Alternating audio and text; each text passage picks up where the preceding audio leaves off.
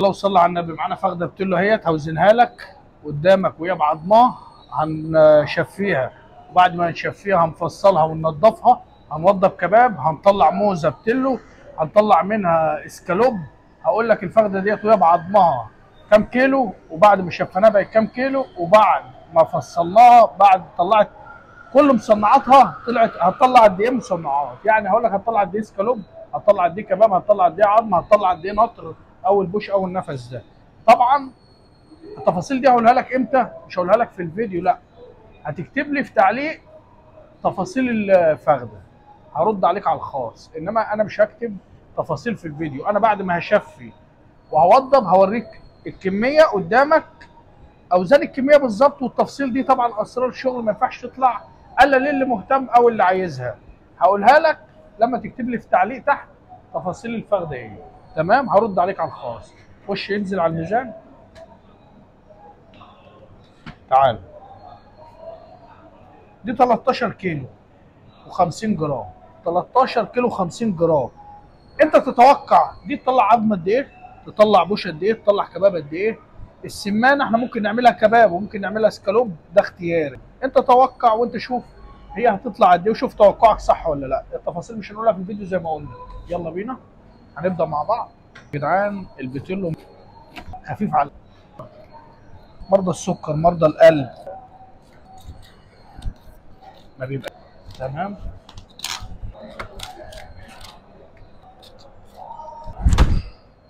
ده عظم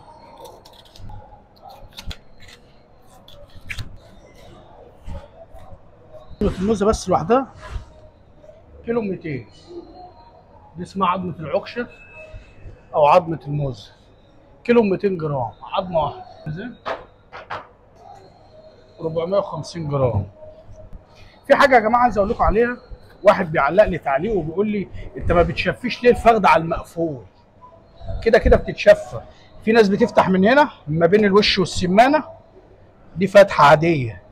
يعني عايز افتح اشفي ممكن افتح من هنا. بصوا كده الفرق اللي هو بين الوش ده، وش الفخده والسمانه. انا بفتح ما بين عرق التريبيانكو ووش الفخده، لها كذا فتحه، وديت صح. في ناس بتعلق تقول انت ما بتشفيش على المقفول. اللي بيشفي على المقفول ده واحد بيعلق لحمه في محل لحمه شمبري، بيبقى له وضع معين في التشفيه. ولكن اللحم البتلو كده كده انا هشفي الفخده ديت على اي وضع، مقفول ولا مفتوح، كده كده هفصلها على طول واشتغلها. دي فخده بشفيها عشان افصلها واشتغلها على طول، مش هعلقها في محل مقفول ولا مفتوح. تمام. دي كده برضو حاجه حابب اوضحها وانا بقى شغال معاكم. هنطلع الموزه، تخش المطبخ. ادي الموزه، الموزه وده فرخه الموزه اهي. دي كده الموزه، طبعا احنا مطلعينها اهي متنضفه على الاخر. ادي كده الموزه. تمام. ده طبعا ضرنه تترمي في الزباله، طبعا دي معروفه الضرنه بتاع الفخده. دي العروسه، عروسه الصاموله بتاع المفصل بتاع الركبه بتاع الفخده مع العظمه برضو. طبعا ده البوش اهو، البوش طبعا مخلينه لوحده. هنيجي عند وش الفخده هنفصله كده. ده يا جماعه عرق النسا اللي بيبقى في الفخده، زي عرق النسا بتاع البني ادمين بالظبط. هو ده عرق النسا، وده الوش اهو وش. ودي ضرنه برضو صغيره اهي هنطلعها، يعني الضرن اللي بيقابلنا بنرميه. ادي السمانه اهي، بنقول عليها القلاطه، في اسكندريه بيقولوا عليها عكوايه. تمام. دي برضو من حتت اللحمه الناعمه في الفخده. كمان هذا ظهر الفخده. هنطلع بس الاول عرق التريبيانكو لوحده اهو. ده في الشمبري بيتعمل لحمه بارده، ممكن يتعمل بسطرمه. عرق الروستو ده اللي بيخش الفرن على بعضه. طبعا اللحم طبعا بعد ما يتشفى وبعد ما يتنضف كده المفروض انه يخش التلاجة يتشمع. طبعا عشان لما يتشمع هيبقى في التوضيب افضل واسهل واحسن.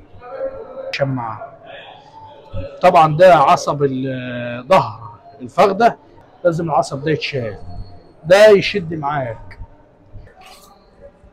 هنوضب اهو، ادي الظهر اه زي ما يكون بالشكل ده. طحانه يعني اللحم راب. ده عصب اهو تربانكو، لازم يتشال برضه اهو. العصب ده عامل زي الاستيك، لازم يتشال اهو. خرز. واحد مثلا بيقول لك المطاعم بتكسب مليارات، ده بيبيع الكيلو ب 1000 ونص، ب 2000، بيبيع الكيلو مش عارف ايه. طب بشوف الحاجه ديت اصلها جايه بكام، الخامه ديت جايه بكام، وبعد ما بتتنضف وبنطلع عظم عشان خاطر اطلع لك حته الكباب البيتلو بالشكل ده، عشان اطلع لك كباب بالمنظر ده.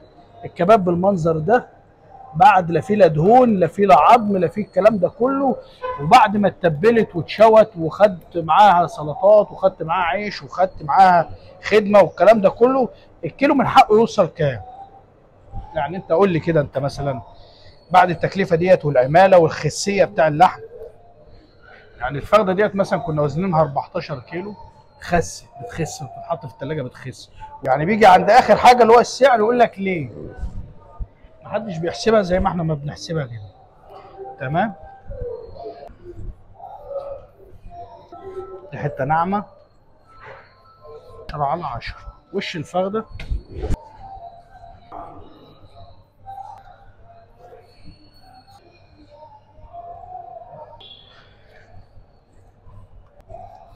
كده بالعرض اهو.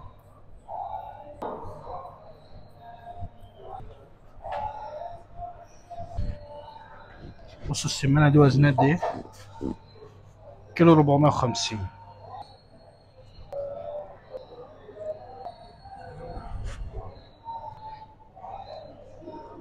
العصاب الداخليه بتشد في اللحم.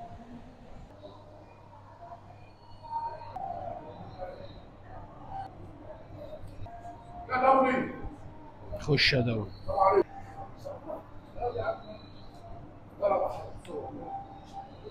ادي يا باشا التفاصيل بقى. هوزن وهقول لك بقى ايه، هتكتب لي في كومنت تحت ايه تفاصيل الفخده، تفاصيل تصفيه الفخده. هوزن واقول لك بقى ايه طلعت قد ايه عظم وبوش، كل حاجه بالتفصيل بالظبط. واحد الله وصلى على النبي، وتستنوا الفيديوهات الجديده.